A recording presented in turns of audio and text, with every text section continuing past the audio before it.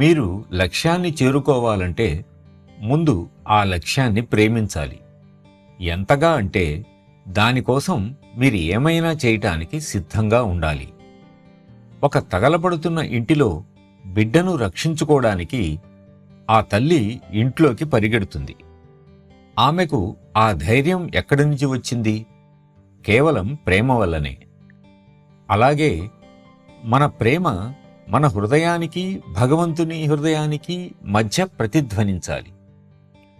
మనిషి ఎప్పటికీ భగవంతుడు కాలేడు, అది అసాధ్యం. అయితే మనం దివ్యీకరించబడతాం. తద్వారా అక్కడ జరిగేది ఏదైనా ఇక్కడ నీ హృదయంలో ప్రతిధ్వనిస్తుంది.